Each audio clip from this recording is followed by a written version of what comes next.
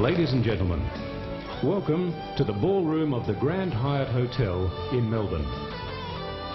National Australia Bank is proud to present the 8th Annual Ethnic Business Awards. Please make welcome your host for this evening, Geraldine Doo.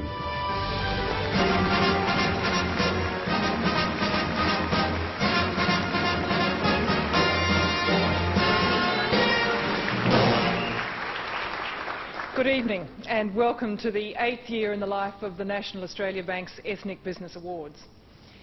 This has grown way past the point of being seen merely as a symbol of multicultural business acumen. It's really developed into a kind of annual high watermark for the level of tolerance and understanding in this country. Conflicts may rage overseas, but on the home front at least, most of us seem to be able to accept and indeed rejoice in the individuality and the difference of our fellow human beings. Now, of course, over the last century, Australians have become some of the most prolific travellers on earth.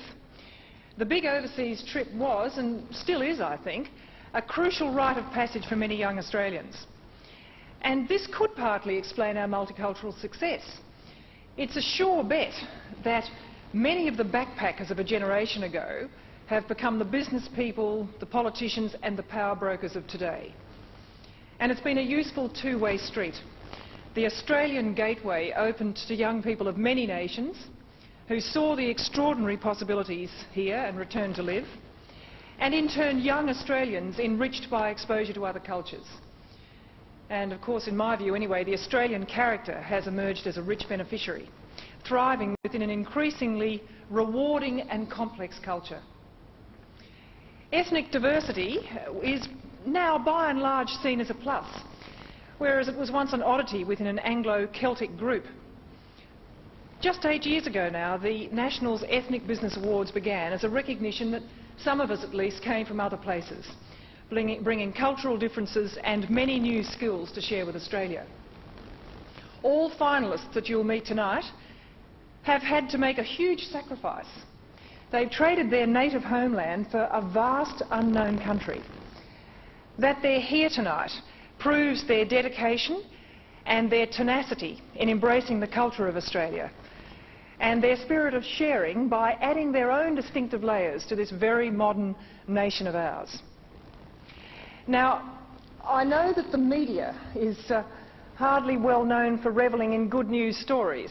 So it's a particular pleasure for me to be here tonight and involved in the awards presentation, because it seems to me that it is the embodiment of Australia at its very best, with its tolerance, its warmth and its diversity all on view. Now, here in Melbourne's Grand Hyatt, as I look around tonight, I'm confronted by an audience that demonstrates just this diversity. Tonight we have more than 50 nationalities represented here in this room, all of them now Australians. And we're reaching out to many more via the SBS telecast that's beaming the program to 18 countries and territories throughout Southeast Asia via Australia Television. There's also a radio simulcast to dozens of Australia-wide community radio stations that are receiving us via ComradeSat. Now, before we begin tonight's awards, I would like to give you a quick reminder of the way the competition has been conducted. Eligibility is open to any Australian citizen or permanent resident not born in Australia who owns and operates a business here. Our finalists represent every state and territory, as you'll see. Now, business has been classified very simply into two categories: manufacturing and non-manufacturing. There'll also be a Productive Diversity Award. And this year, for the first time, we are introducing a Cultural Diversity in the Arts Award. It'll go to a person who has made an outstanding contribution to community relations through arts activities, but more of that later. Each stage of the awards has involved sifting through hundreds of marvellous stories. And it's with great pleasure tonight that I introduce to you our national judging panel, all of whom have given much to the community through their own business endeavours and the sharing of their skills. Leading contributor to Media and Education, Chairman of SBS, Sir Nicholas Shahady.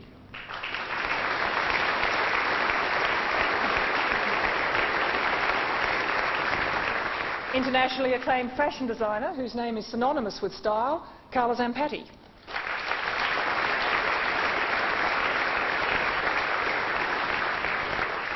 Organising Secretary of the Sydney Chinatown Chamber of Commerce, and a man who's given me a history lesson tonight as I've sat beside him, King Fong.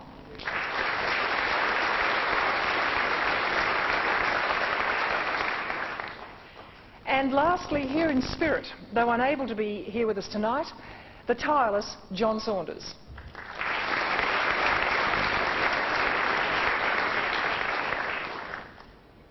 Now, without the dedication and the expertise of our eminent judges, there simply would be no meaning in these awards, and we thank them sincerely. And I would like also to welcome the Prime Minister, the Honourable Paul Keating, and Senator Richard Alston, representing the Honourable John Howard, Leader of the Coalition.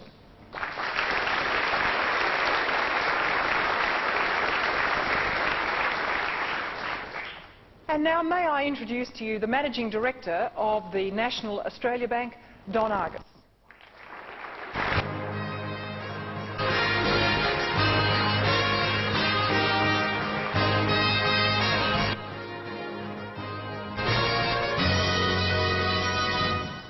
Thank you, Geraldine. It's nice to be with you tonight.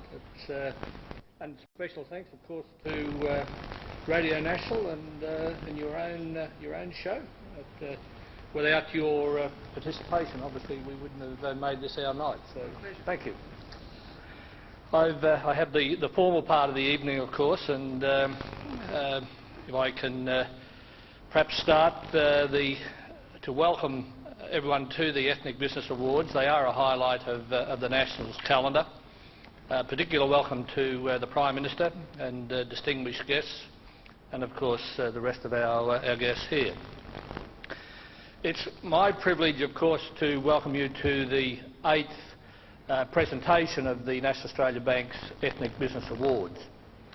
This year, 1995, marks the 50th anniversary of Australia's post-war migration program. And that program is, I believe, perhaps Australia's greatest national achievement. Since 1945, over 5.3 million new settlers have come to the country. They've transformed our society and our economy. Business has been a major beneficiary of migration. Some of our largest and most successful companies were started by migrants. Many more owe much to an enthusiastic and energetic migrant workforce.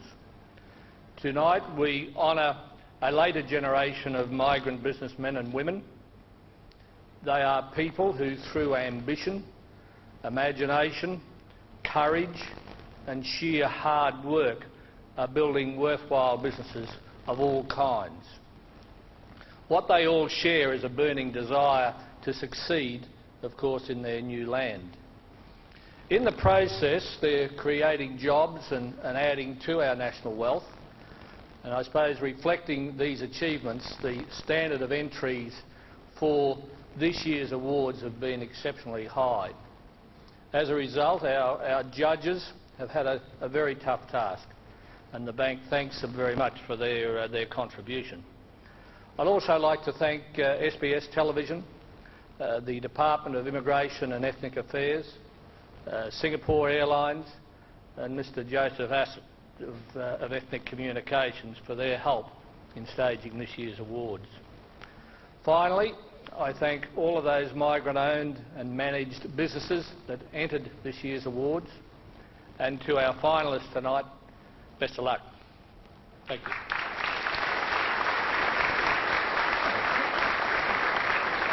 Thank you, Don Argus. Now, we have a distinguished audience here tonight, and I want to thank them because they've flown into Melbourne from all over Australia. So thank you very much indeed. I do hope you will enjoy tonight. But now to the real reason we're here, the Ethnic Business Awards. Let's begin with the category non-manufacturing. Now, while these finalists are not in the business of making things to sell, they are a strong link in the chain of commerce. For instance, growing, designing, importing, exporting, shipping or promoting products, or simply being in the service industry would all qualify. Simply being in the service industry big, fast-growing industry. As you hear the stories tonight, I think you may notice that those old Australian characteristics of stoic perseverance have rather been mixed with new and exciting strains of inventiveness. It's no longer good enough to keep up with new lifestyle trends. It's far more effective to give your own ideas a bit of a push. And this is exactly what we learned from our first finalist from Western Australia. It's no mean feat to provide crisp greengroceries statewide in the extreme temperatures of Western Australia, and I can personally testify to that. Bell Vista Fruit and Vegetable Company does this around the clock, also air freighting delectable, high-quality produce to Southeast Asia. Now, when you see what he has achieved through hard work, dedication, and a great service-orientated business vision, you might well say that life is far more than a bowl of cherries for Portuguese-born John da Silva.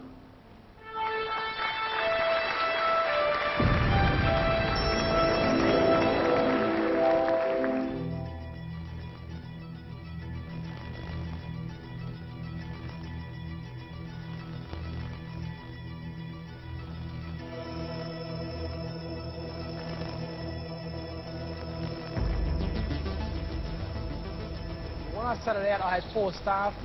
I used to do all the paperwork, I used to do the packing, deliveries. I used to sleep here sometimes at night. And now I've got over 100 staff. We operate 24 hours. We turn over $15 million this year, and it's still growing.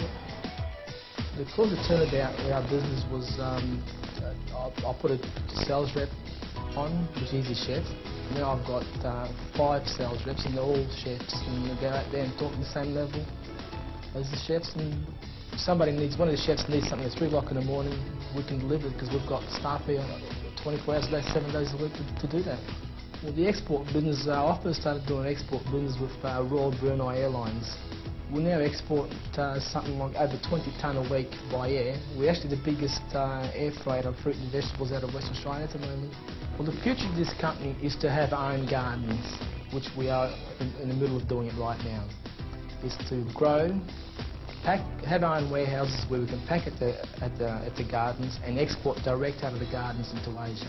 But I don't necessarily want to be the biggest, but I certainly want to be the best, and I will be the best, no doubt. From Bell Vista Fruit and Vegetable Company, John da Silva.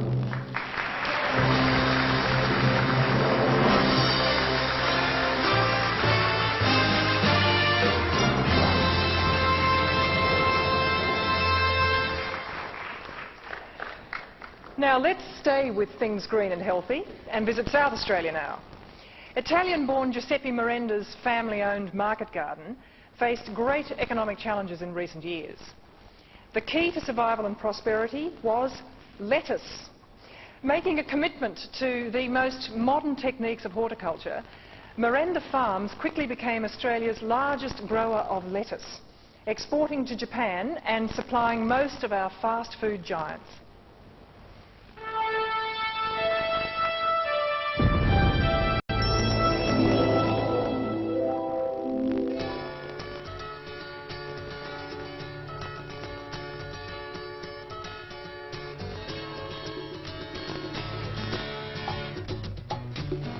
My father arrived in Australia in 1949, and when he arrived in Australia, all he had was a pair of pants, a t-shirt and a jumper.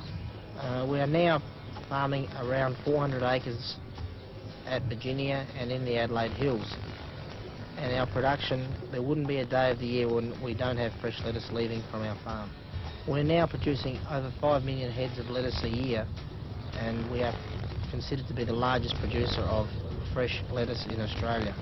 Well, Italians love to work and love to eat, and so we're in the business of growing fresh vegetables, and it requires a lot of hard work.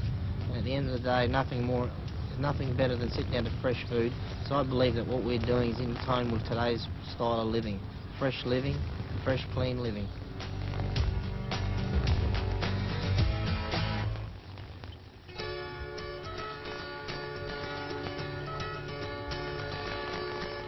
The family's very proud of my father for what he's done. Not only has he created an empire for himself, but he's set up his family in a position where they can capitalise on his hard work. The reality is that with hard work, nothing is impossible. Receiving the award on behalf of his father Giuseppe, Miranda Farms' Frank Miranda.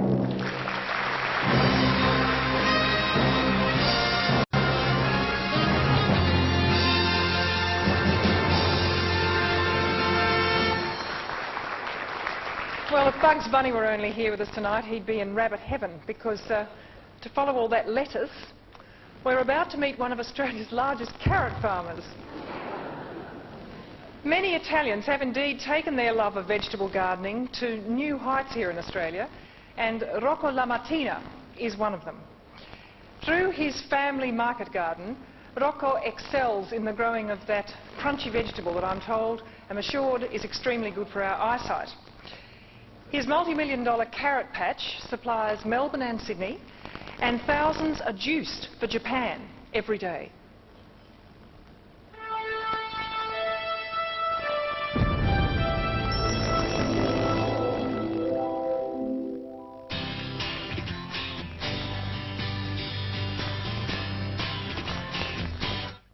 The business is fairly successful. We've taken the opportunity of growing produce up in this area because of the out of season. We can grow the 6 months in the winter where there's not much growing elsewhere in Victoria and in Australia. When we started 4 years ago, we put into place the irrigation system, and we're using around about the 150 million gallons of water a year. And as the farm got bigger and bigger, we're around about the 400 to 500 million gallons. The level of automation we're running is basically from seeding to marketing. There's very little manual labour applied. We started off about 2 years ago in a small way with carrot juice in Japan. It's growing in the last couple of years, and they are looking for us in this area to grow them in the winter months. We've got the local market, and there's also opening there for the export market into Japan, Taiwan, Malaysia. As those countries get more industrialised, they're growing less food, and they're looking at Australia into growing fresh and clean food. From Rocky Lamattina and Son, Rocco Lamattina.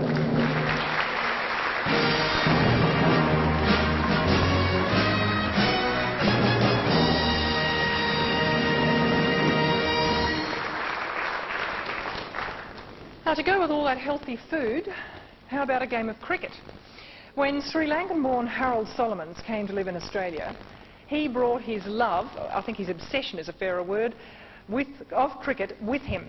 And today it has driven him to build a store that's reputed as being the largest specialist cricket store in the world. 26,000 square feet of bats, balls, wickets, shin guards. There's even evidently a cricket museum and a cricket academy. And I'm sure that a shrine to Alan Border is in there somewhere.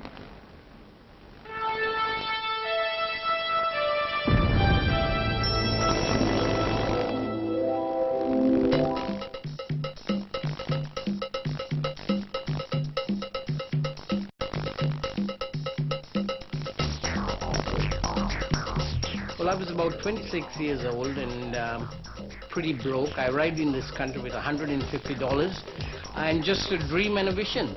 People want service, and when somebody is buying a cricket bat or cricket gear, they want that very personal service, and that is what we offer our customers. I would have customers traveling 800 miles to buy a cricket bat from me because I chose it for him. Well, this is my hobby. It is my life. I live, eat and drink cricket. So I've been collecting all this stuff for the last 18 years.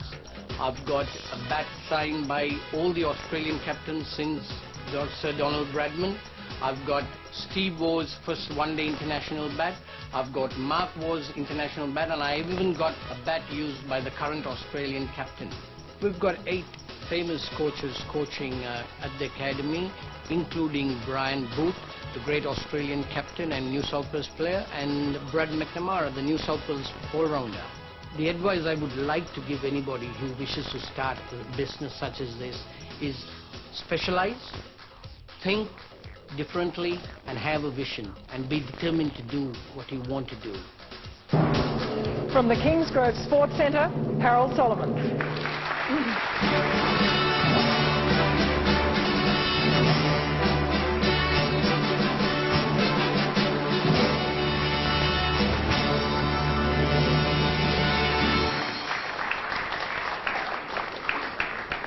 And now, away from sport, to a question for you. What could an arranged marriage have to do with a multi-million-dollar grain exporting business?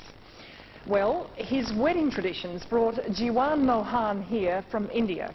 And just 1 year after that colourful ceremony, Jiwan began his export venture, selling a humble shipment of mung beans to England. Just like Jack's beanstalk, the venture has grown to gigantic proportions and is now listed as one of Queensland's top 20 richest companies.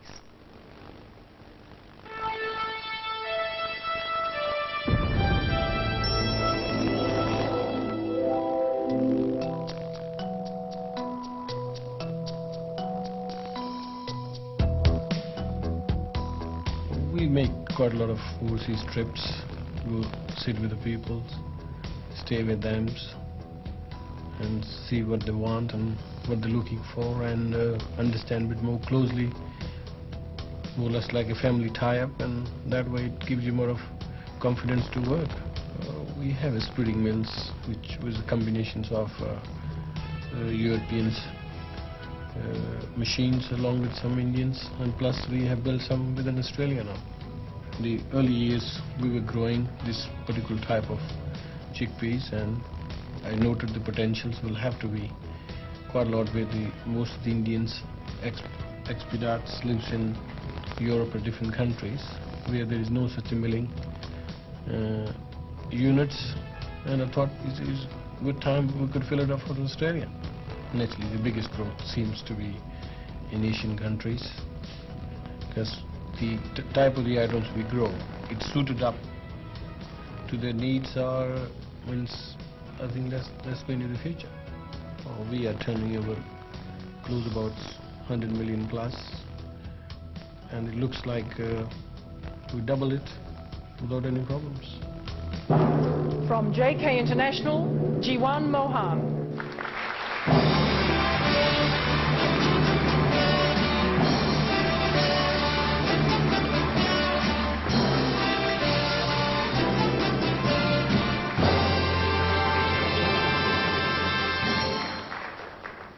So, there we have 5 non-manufacturing finalists, and I wonder which was your favourite. The process of judging, I should add, spans many weeks, as each entrant's financial history, as well as many other aspects of business, are scrutinised.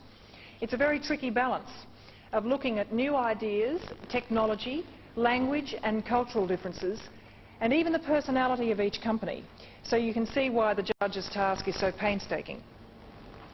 Now, our second category, manufacturing, is a world where new ideas can literally make or break a company. Inventiveness alone, of course, is not the key. Successful execution of an idea is dependent on a great deal of hard work. First, let's visit Western Australia. Perth is a long way from the Sicilian town of Capo d'Orlando, but it's where Carlo Miragliotta chose to live and work. Now, his passion for efficiency and hard work drove him to apply skills learned as a boilermaker to the marketing of innovative steel products. Today, his company dominates the market in prefabricated steel framing for houses. And one of his most successful ideas to date has been the design of a rapid loading system to streamline the shipping of live animals for export.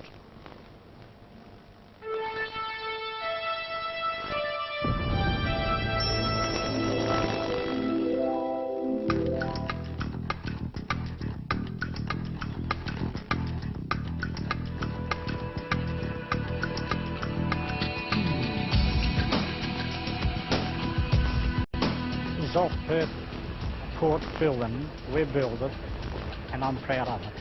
Because made out of steel is cheaper and stronger, lasts forever. After we bought the business, we went into domestic and industrial, supplying mainly to James Sardi, Transfield, John Olin and other major companies. prior to that, they wouldn't have nothing to do with us. We're too small. But to convince them we can do this sort of work, to change the domestic because mainly the structural steel on roof, post and beam, and we took over from the timber side. For housing, we are market leader, say. The steel is the upcoming and stronger, and doesn't distort it. Also, is cheaper to manufacture. Other big area is ship repairs. Main competition come from Singapore, other part of the world, but we've got no problem as far as we can say. We're cheaper, better quality. Australian quality is by far 100% better than the other nations. I don't know how far we can go. It is a big open market there, and we're ready to take over. From wall and roof frame systems, Carlo Miragliotta.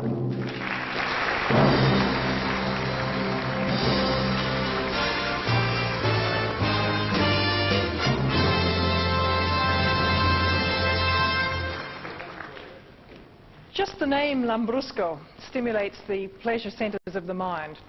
And we are indeed about to meet one of Australia's leading wine manufacturers, Serafino Steve Malieri. Italy's loss was certainly Australia's gain, as the Malieri family have, through hard work and continual putting back into the wine industry, developed one of the world's most technologically advanced wineries. In fact, Steve's new bottling line can produce 7,000 bottles of Lambrusco in just 1 hour.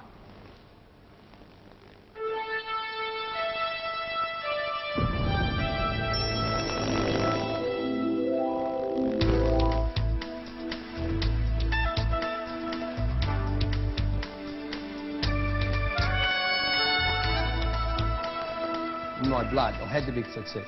You know, there's no other way. I had to be a winner all the time. I had to. We have vintage time is 3,000 tonne of grapes a year. From 200 gone to 3,000 tonne. Because of where you get the grapes from. So another big investment in your vineyard. Establish our new vineyard from 80 acres, we've gone to 300 acres. We start export to the UK, our first ship in the UK, and I go there personally and get the market. It wasn't easy. But we got there and we got an order for 200 cases of wine in the first order, and I thought, oh, that's great. But then in the following year we get 1,000 cases, and now that we spend in Germany, that was the next step. So we're doing well, like about 2,000 cases a year in Germany, Hong Kong now, Canada, New Zealand. Malieri must go forward.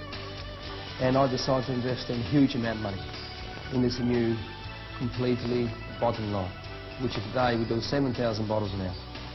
You know, you've got to have a goal.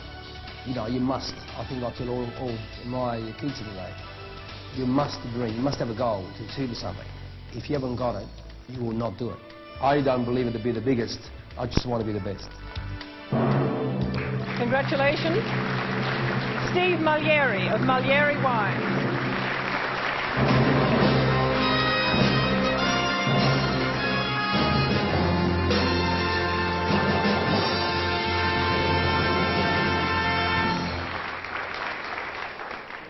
When John Vellante looks at skylines of cities throughout Australia and Southeast Asia, possibly the first thing he notices are his own products.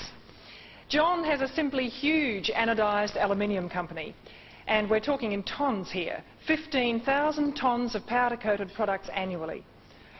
Of course, the success of Vellante Industries didn't just fall into his lap. From small beginnings as an Italian factory worker, John learned every aspect of the process.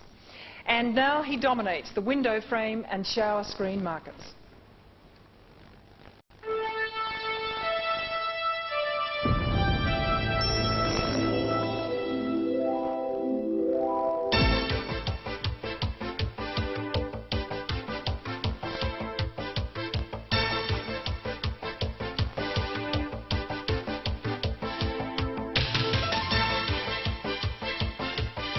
When I initially started the business, it was only just a very small business, and since the business has been expanding and continuing, this really gave us, gave me a lot of confidence to put in all the effort into the company. We had a very good response by the customer we've been supplying, and since then it's been a non-stop. Well, a lot of our materials, it's mainly used to commercial high-rise building, which is, windows, like curtain walls. I believe that there at the moment we got around about 90% of anodizing finishes in Australia. Since when I started, I just employed, when I started, I was employing about 10 people. And since then, this number has been grown, and even today, I've got people here which have been with me for the last 25 years. By the quality we've been able to give it to our customer, we're supposed to have been able to export a lot of our material to Singapore, Bangkok, some have been going to Malaysia, so it's been quite good. From Villante Industries, John Villante.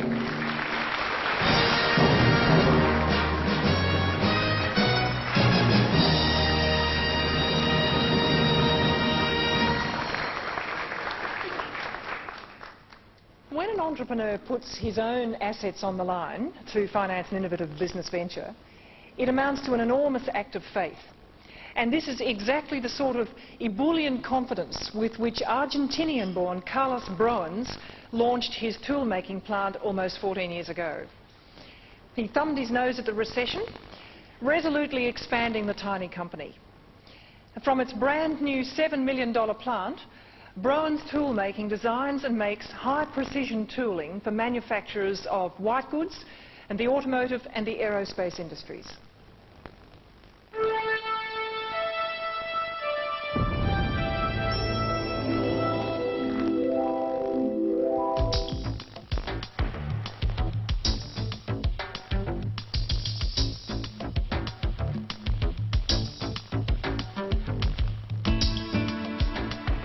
If you work hard enough and you put your heart into it, you'll make it, that's for sure.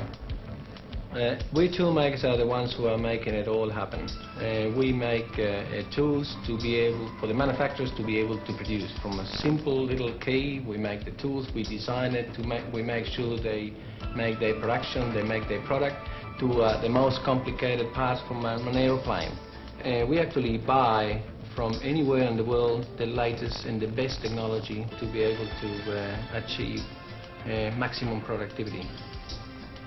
These tools, they make parts for the fuselage of a plane, for the flaps on the wings.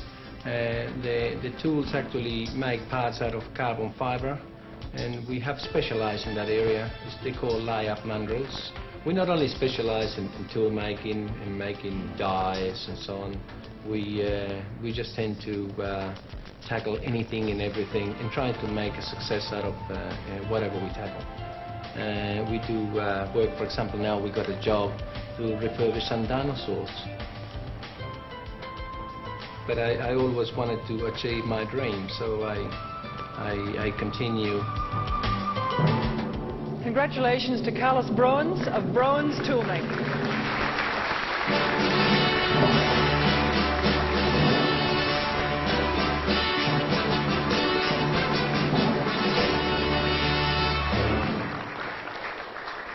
Our next finalist, Matti Ruonala of Uniline Australia, was born in Finland, a first, we think, for the awards. Now, this is the story of a business that was born in a garage, making blinds from imported materials. Today there are some radical changes to Matti's small company. Uniline Australia now works from premises of 3,000 square metres and prides itself on achieving the highest degree of quality Australian-made components, such as the 8.5 million linear metres of fabric that have been transformed into vertical blinds just this year.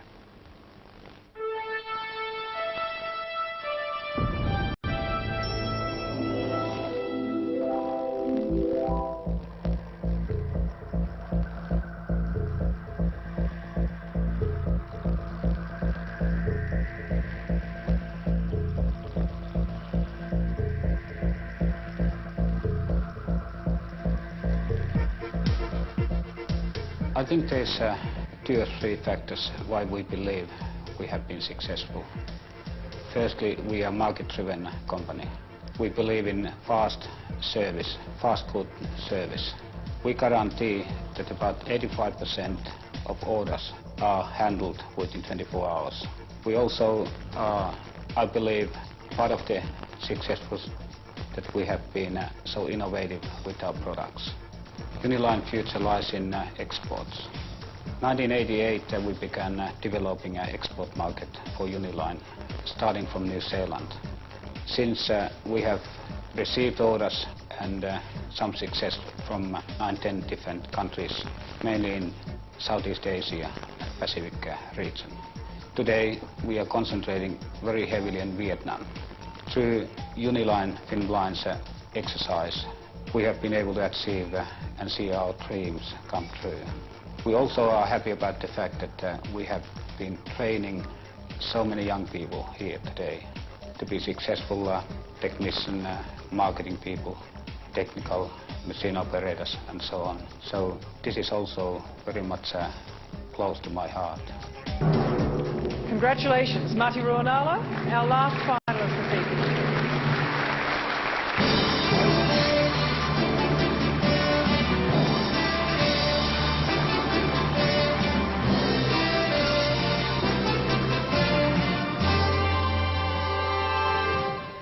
Well, as I promised you, those stories certainly are something to sing about, but I'll spare you my efforts and have great pleasure instead in introducing a vocalist who's had a great following for many years.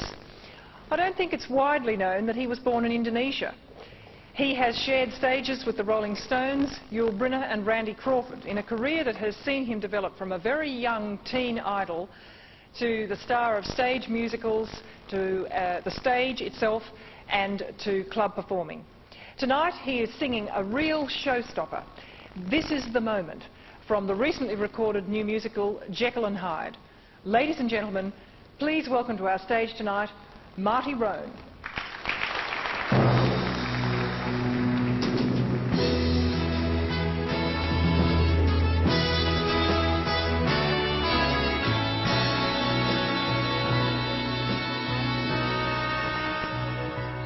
This is the moment, this is the day when I send all my dreams and doubts on their way.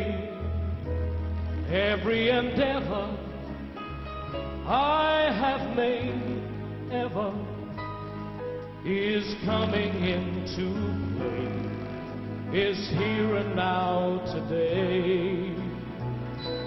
This is the moment,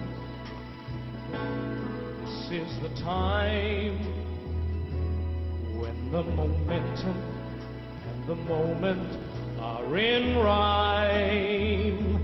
Give me this moment, this precious chance.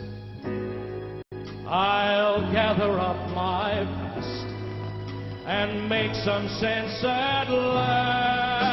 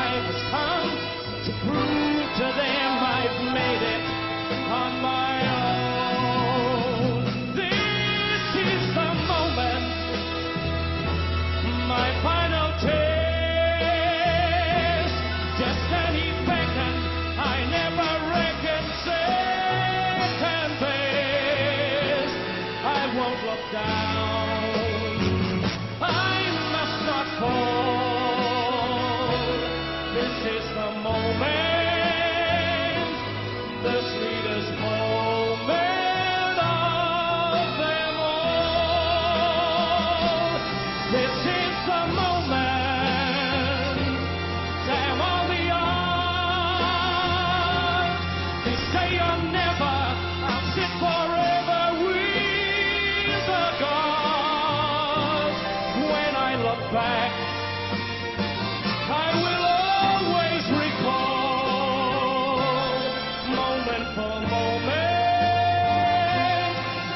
was the moment, the greatest moment of them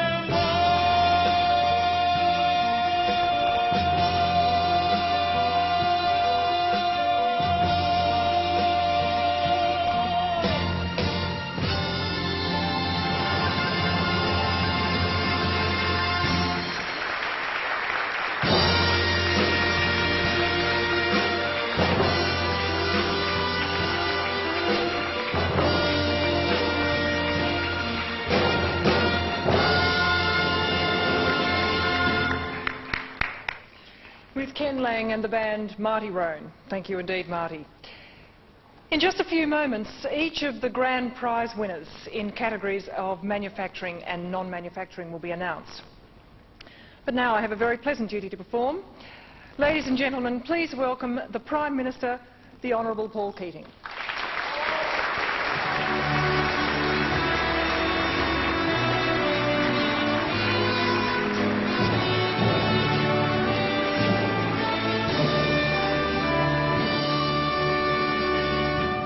Geraldine and Don and distinguished guests, well, what a lovely occasion.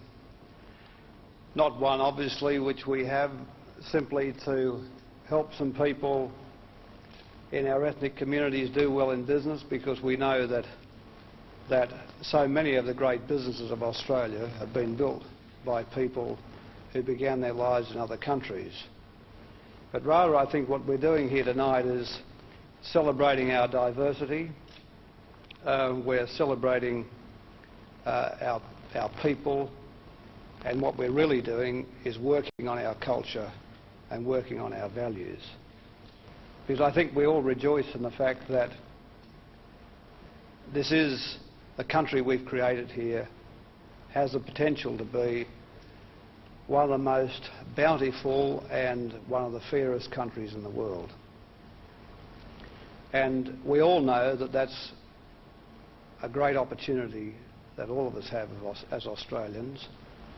And I think we all appreciate that while we don't want to homogenise the culture, we certainly want to homogenise the values.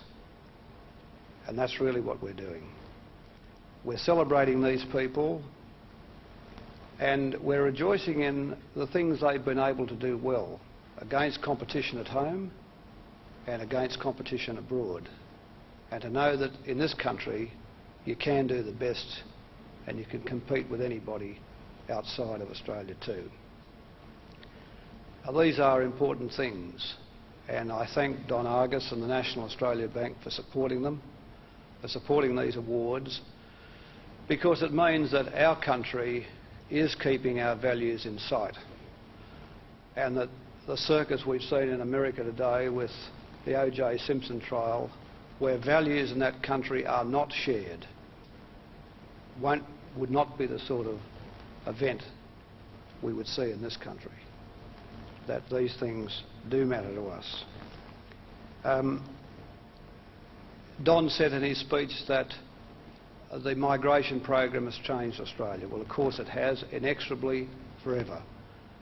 That is, having been bequeathed this enormous continent so long in the trust of our Indigenous people, that we have an opportunity, probably second to none in the world, and that a small monoculture, if it could hang on to it, could not adequately develop it. And the migration program has changed Australia, and we are now very much a multicultural country, but again, we're a mono-value country. We believe in the egalitarian values of Australia. We believe in these important things.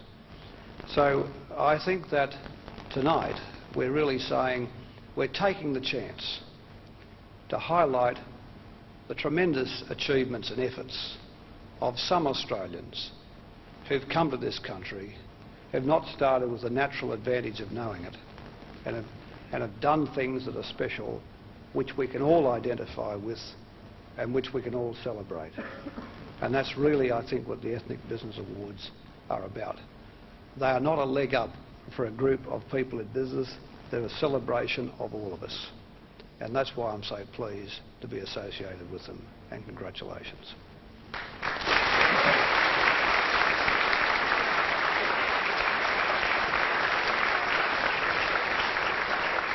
Thank you very much indeed, Mr. Keating. Now, the first award of tonight's presentation is something quite new. It's the Cultural Diversity in the Arts Award, and it has grown out of the recognition that artistic expression in any language provides marvellous opportunities for binding communities. Culture sharing is vital in a land of migrants, as Mr. Keating has referred to. This year we will salute an achiever in the field of the arts with an award of $8,000. Ladies and gentlemen, the 1995 winner of the Cultural Diversity in the Arts Award is the Artistic Director of Dopo Teatro, Teresa Crea.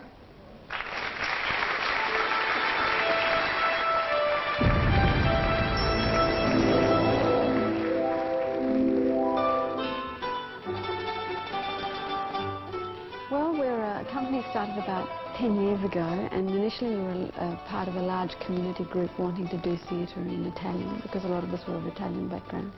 We've tried to find our own language in theatre, which makes us distinct, and we don't just rely on the word, we rely on the image, on the sound, on the movement. I mean, theatre has all of those elements all the time, but we emphasise those layers more, I guess, rather than just the word. You think we are all the same? Everything is black, white. For you, all Italians are fascist. It's very convenient, huh? Too convenient. How can I be imprisoned as a fascist and an anarchist? I don't know what you're talking about. Listen! We start from the Italian experience, but we do not communicate solely to Italians. We strive to communicate and to express to people in general. And I think the fact that we've done a cross-section of work from, Italian community clubs to major festivals where almost 80% of our audience are non-Italian speakers is an indication of the fact that people are looking and wanting to see theatre that reflects Australian realities, and Australian reality is about being culturally diverse. Dopo Teatros, Teresa Crea.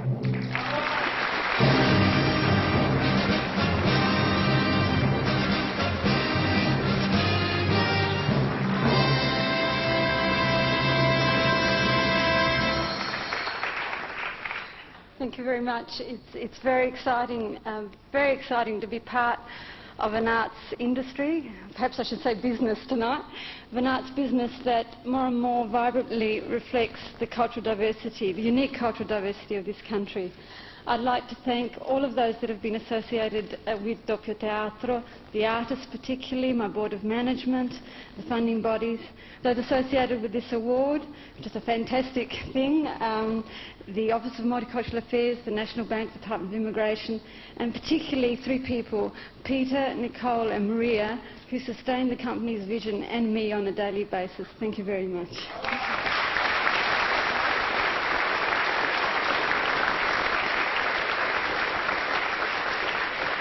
I think she's pleased. I think we can take it with confidence.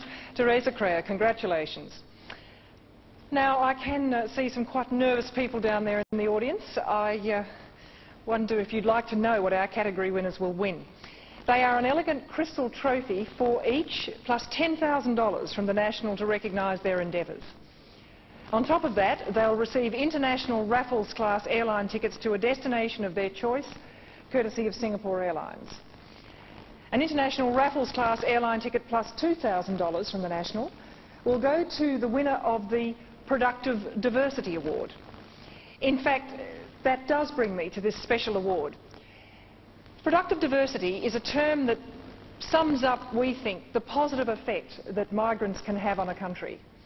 Obviously, there's a flow-on effect that comes from a community sharing languages, customs and cultures, stretching in the world and growing beyond.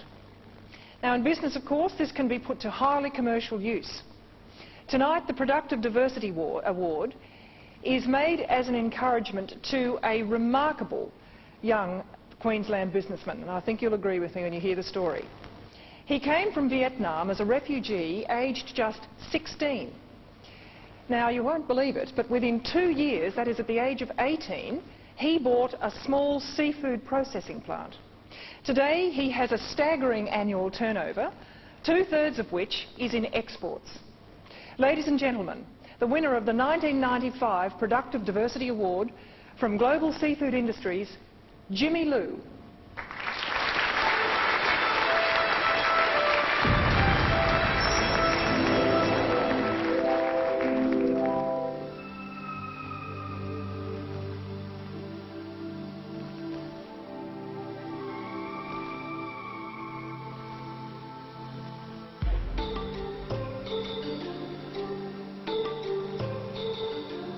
Global seafood fisheries has grown rapidly from an ambitious teenager's seafood plant with a couple of staff to an expanding empire. Boasting 120 full and part-time staff and 2 large plants in Brisbane and Yeppoon, the company processes prawns and scallops for the Australian and export markets. The secret of such phenomenal growth? Jimmy says just hard work, stringent quality control and reliability of supply. Already one of Queensland's top 100 companies, Global Seafood has a brilliant future in the hands of its young and dynamic managing director. Ladies and gentlemen, Jimmy Liu.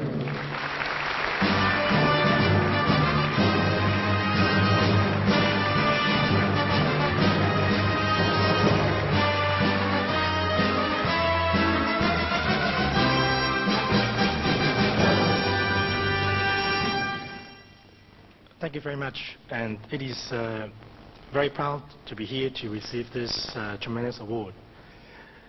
It is represent a team effort by a very dedicated and hardworking team of go-getters.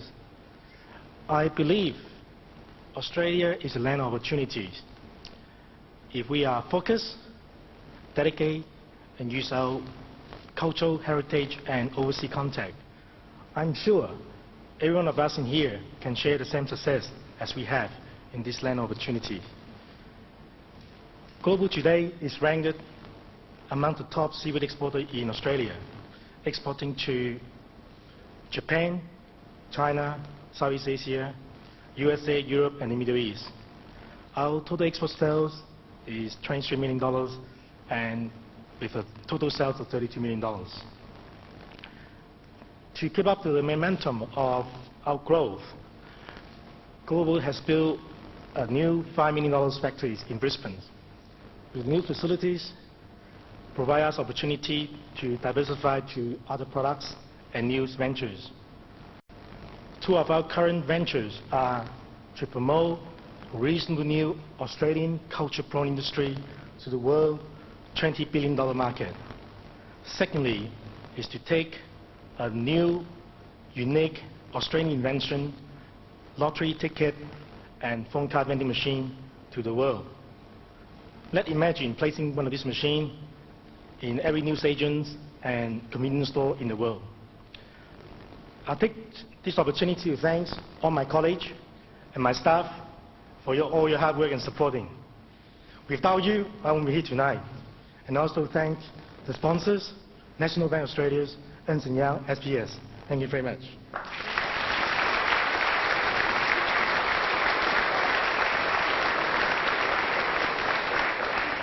Congratulations, Jimmy Liu, and all your staff at Global Seafood Fisheries. Very soon we will know just who will win the major prize in the non-manufacturing category, and maybe it's time to remind ourselves state by state of each nominee.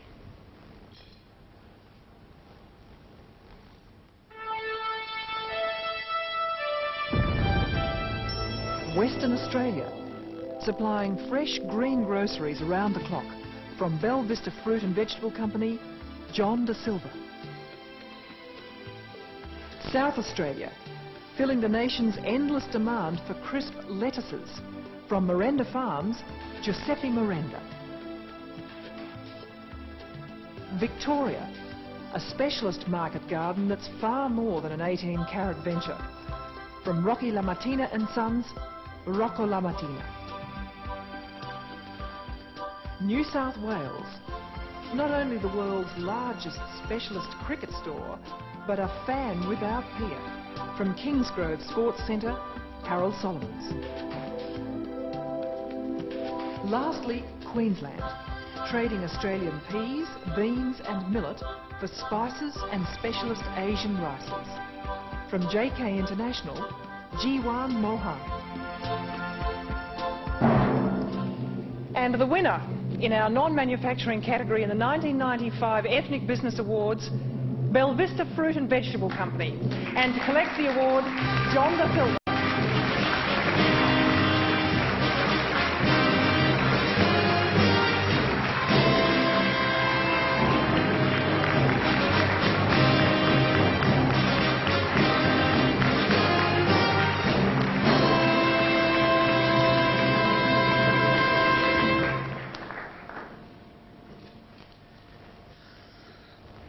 Wow.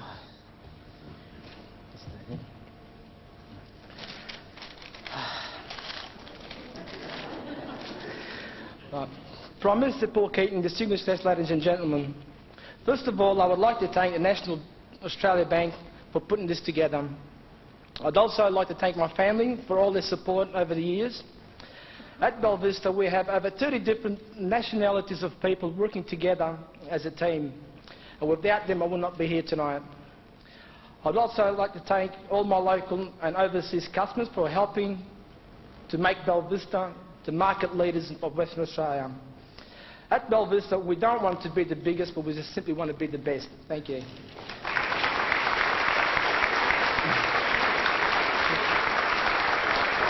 Congratulations, John Da Silva of Bella Vista Fruit and Vegetables. And now, with one more award still to come, let's recap the state winners in the manufacturing category.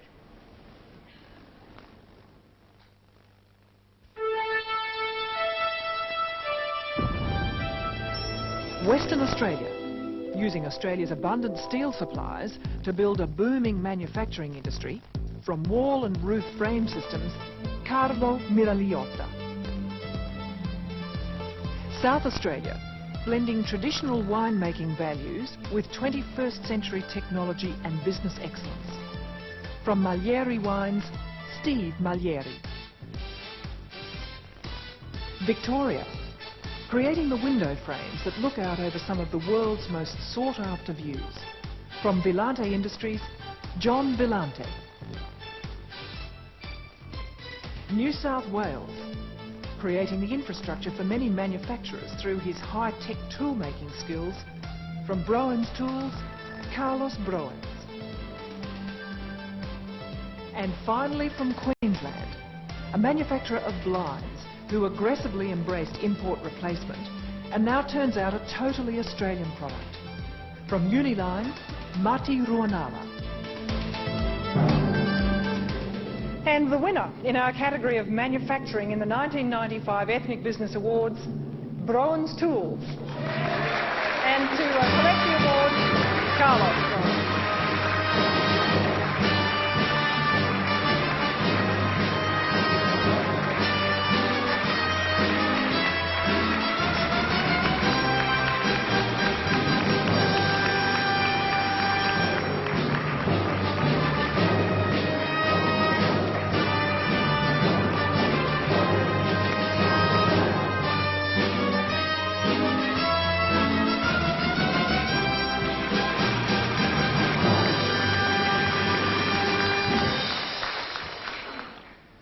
Prime Minister, distinguished guests, ladies and gentlemen. I got a paper in here, but I can't read it, so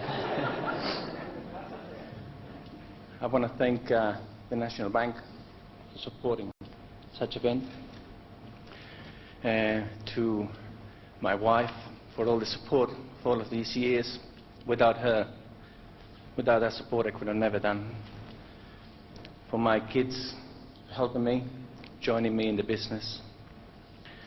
For my employees, without them, it's been said here tonight already, but that's a fact. Without my employees, I could have never done this.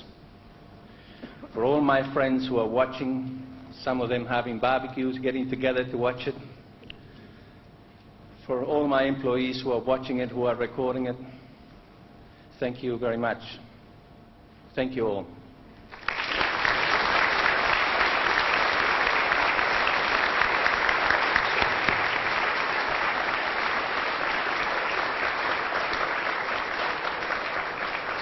Congratulations. And I have to say, I'd picked you as a sort of non-emotional Dutchman from Argentina, Carlos, so I've been I'm proven very wrong. Congratulations. Indeed, congratulations to both our grand prize winners, Bell Vista Fruit and Vegetables and Browan's Tools, to Jimmy Lou and also to Teresa Crea. Your continuing success and prosperity symbolise, if indeed we needed it, the real yield long-term of multicultural Australia, a great habit of sharing with tangible and intangible benefits for old and new chums alike. And Mr Paul Keating and Senator Richard Alston, thank you very much indeed, and indeed all our distinguished guests for being with us tonight. And lastly, thank you to the National Australia Bank's own Don Argus, both here on stage and in the month leading up to this evening. Many thanks. We greatly appreciate your efforts. Commitment to the ideals of diversity, whether in the workplace or in the fields of arts and entertainment, is surely a symptom of a healthy nation. So thank you.